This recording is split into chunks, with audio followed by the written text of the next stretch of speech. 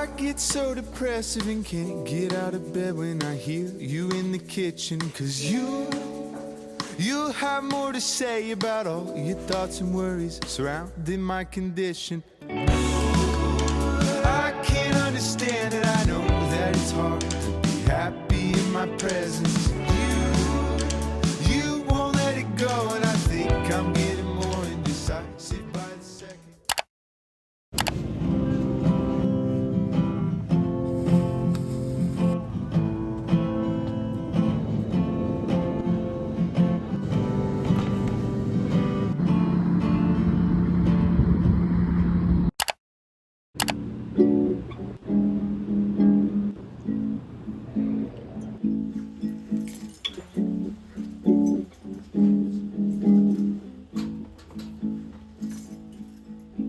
Sorry I didn't kiss you, but it's obvious I wanted you to. Bubblegum down my throat and it's a curse, but my love couldn't get any worse, 'cause I swallowed the Hello everyone, I just finished getting ready. You might remember this beautiful item of clothing from my last vlog. I have gotten to the point where I'm like, I only want stuff in my wardrobe that I know I can wear a lot and that I will wear and that I will continue reaching for. And this, like, even though I'm not huge on color, like I wear a lot of like black, I wear a lot of like creams and like neutrals, I saw this and it really stood out to me. And one thing I realized I do enjoy is wearing like a monochromatic outfit with one pop of color, like all black and then like a pop color, or all cream and then a pop color. A fun look for our gallery outing. Before I head out, I wanted to chat with you about some books. First off, the book that I picked up from the library earlier today, I even forgot I ordered this, and it's The Nigerian Biafran Bureaucrat when I was doing some research for a class assignment. And I will just side note, one of the things I realized is when you make all your class assignments and big projects about your own research, you find out so many things because you're looking for stuff within the context of that class. So like I had to find the provenance of an item in like our Biafran collection. Well, we don't have a Biafran collection here, but I was looking for Biafran material and it led me to a pamphlet collection. And when I was doing the research for it, I came across this. If you can just focus. Can it not focus on both of us? Can it not? Okay, well, I guess not. But I came across this book and I just knew that I wanted to read it. I am not looking at memoirs, I'm looking at fiction, but I also think that fiction kind of, in this case, blurs the line between what is real and what is not. And obviously people will say that memory is not historical account. I don't think we can access pure, uninterpreted historical account ever. I think Trio would second that. But anyways, that's like a whole other conversation. I just thought it would be interesting to like look at some memoirs as well as the fiction literature that I'm going to be focusing on for my thesis. In terms of fun reading, you heard me correctly, because I am now reading a book for fun. This is like the first time since January. I'm more than halfway through it as well, and I have high hopes I will be finishing it before the end of the week. I feel like I deserve, I will give myself a round of applause because this is progress. The book is called Before We Were Sorry. This is actually a retitled book. It has like 3 titles. I was looking on Goodreads for this copy and I couldn't find it, only because it has 2 other names.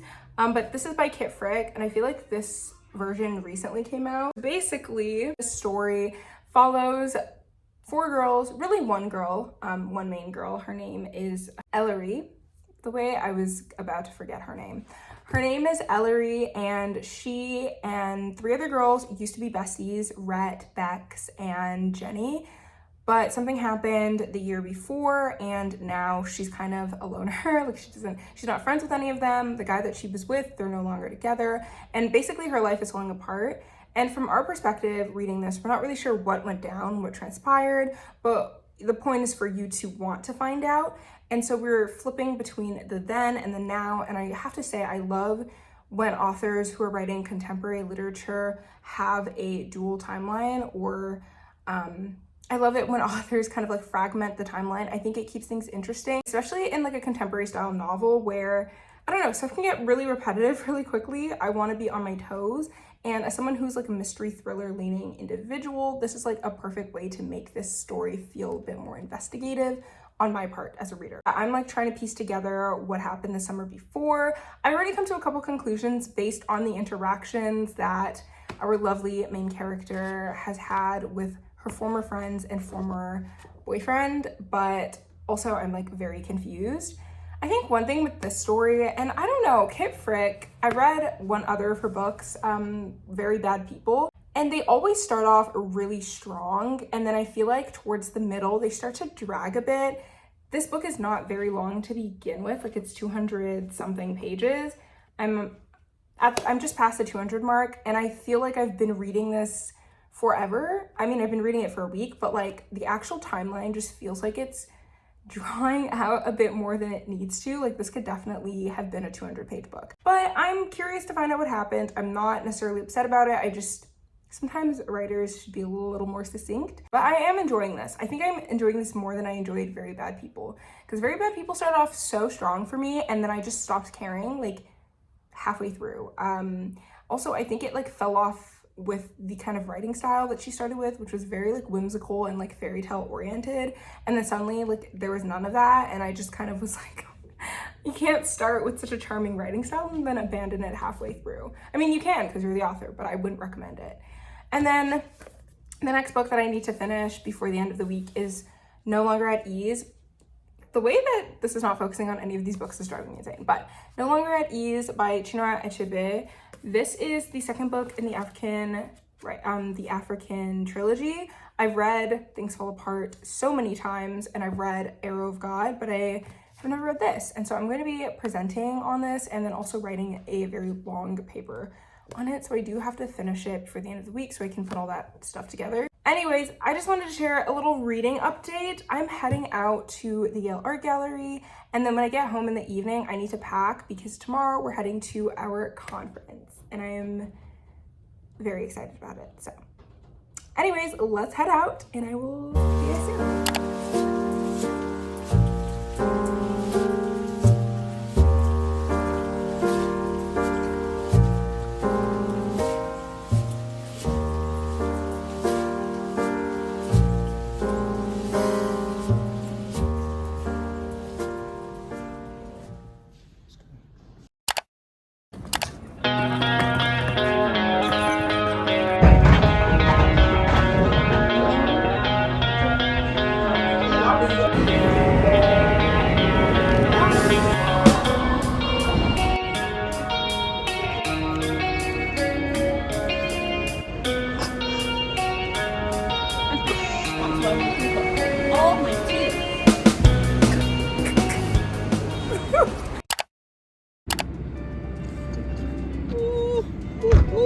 We have a guys, you left the door open.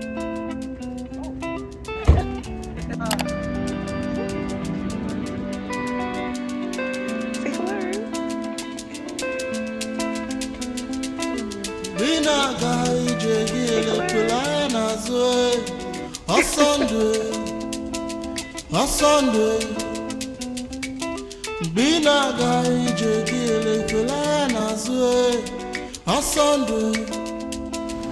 Today's day one of our conference, and I'm very excited, but also very nervous. Also, the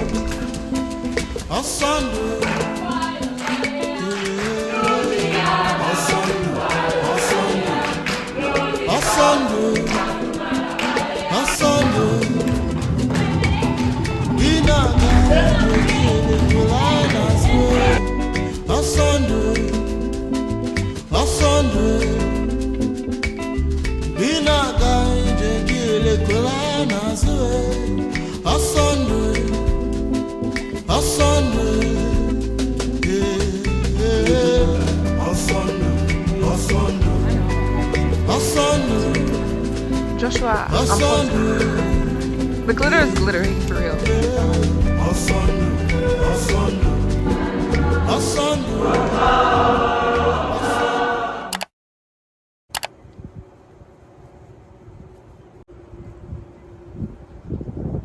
Good morning, everyone. It is the second and last day of our conference.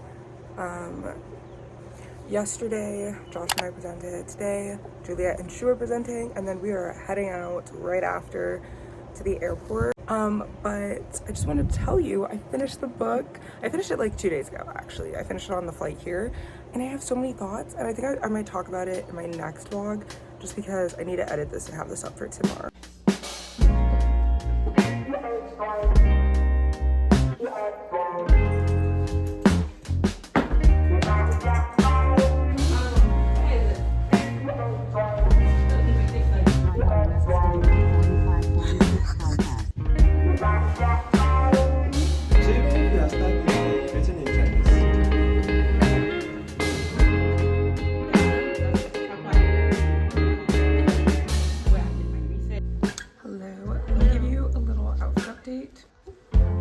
For today, so I think I showed you my fit. Basically, similar to base, I'm wearing a different ripped top and these hip pants.